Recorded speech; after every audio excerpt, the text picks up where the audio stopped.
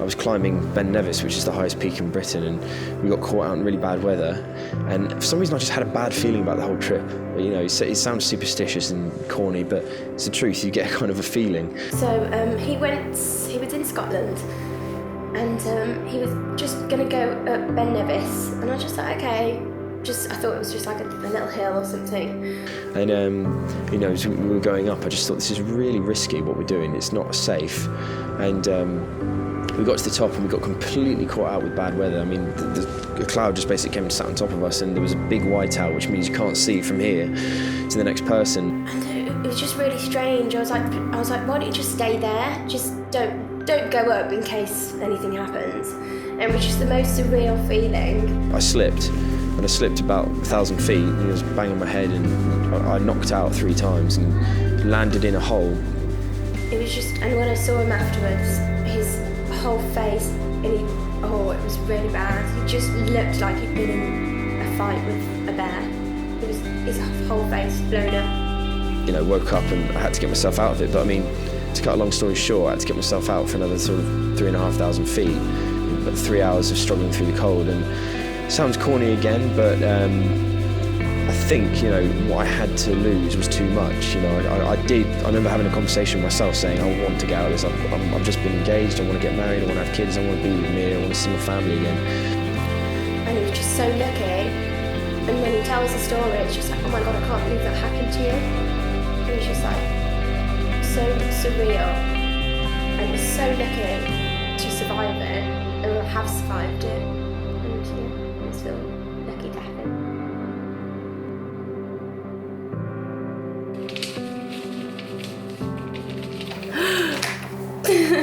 Okay, to my darling Mia, as I wake up on the morning of our special day, I cannot believe my dream is coming true.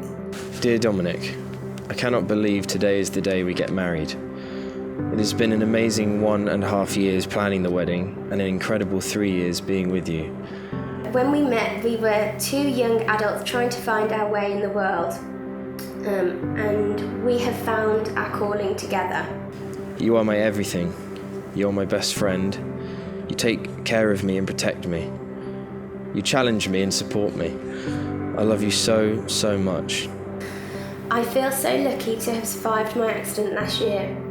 I often find myself questioning how I could survive a 1,000-foot fall.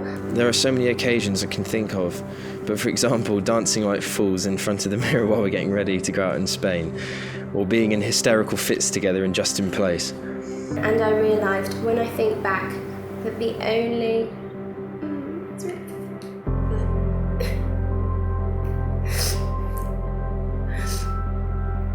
No, hang on.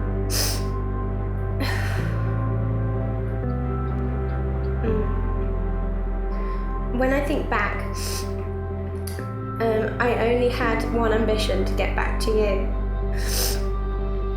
I remember saying out loud to myself, you have to do this.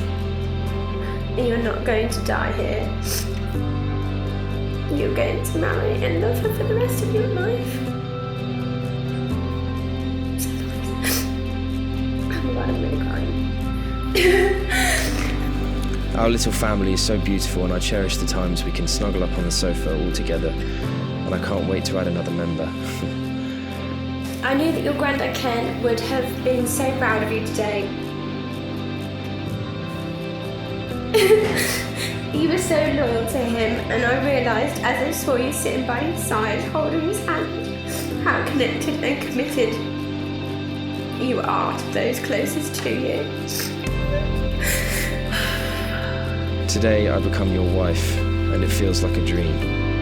See you at the church. I hope I don't cry, but I probably will. Love you now and always, Mia. I cannot wait to be able to introduce you as my wife to people. And let's enjoy and celebrate just how lucky we are to have each other. I love you with all my soul. Yours forever, Dominic.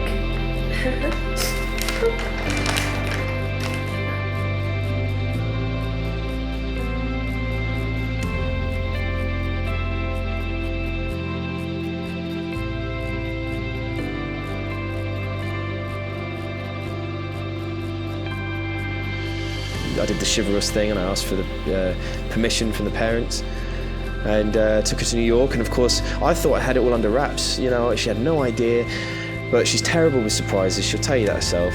And the day before we went, the night before we were about to fly, she went, "Are you going to propose to me?" And yeah, I said, "Are you going to propose in New York?" He was like, "No, of course not. It's way too soon for that." So I completely put her off in the face. You know, obviously she completely dropped, and I felt awful.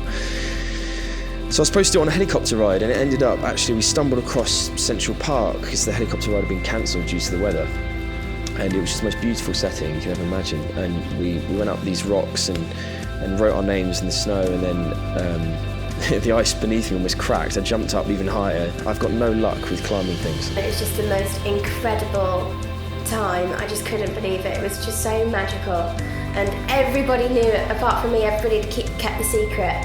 And I went for it, and it was a really spur-of-the-moment job, and it was the most perfect thing in the end. So these things kind of fall into place. And everybody knew why we were going there, and I just thought, oh, we're going to have a nice holiday. And then I can't remember what he said because I was crying. I always cry. I remember the picture of him just on one knee. It was lovely. So Mia is, I would say, feisty. She has been nicknamed Moody Midge, which Midge is a nickname that she was given when she was younger by her dad, and they nicknamed her Moody Midge because she doesn't like the mornings. She knows that. I do. I love mornings. So obviously that's a little bit of a challenge sometimes. But the bottom lines are, you know, despite all those things, we always get over things very quickly. That's what I knew was different. It was like we have an argument, we get over it, and we're laughing and smiling, we're hugging within a couple of minutes sometimes. And bottom line is, she's the most loyal girl, ambitious, independent, and hardworking and committed. And I think all those things they resonate with me. And you know, that's what I'm about as well. And I just knew from that, of course, she's stunning. You know, let's not forget that one. You got to be physically attracted to the person, and that's definitely there. So, you know, and on top of that, she's a family girl, and I love that. I just loved him from the moment that I saw him. It was just the one.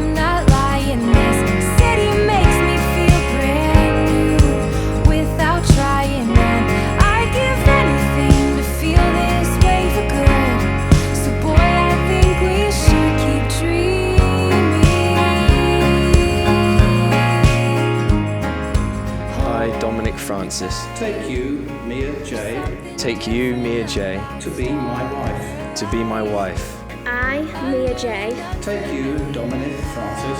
Take you, Dominic Francis. To be my husband. To be my husband. According to God's holy law. According.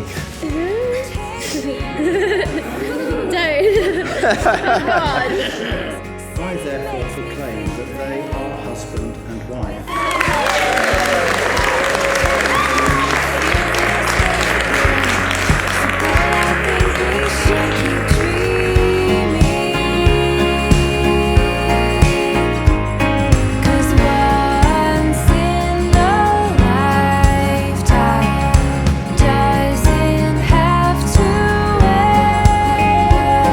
If we keep our sights set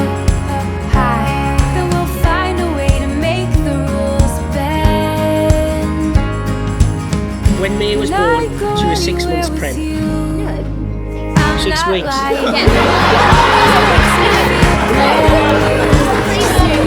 Yeah.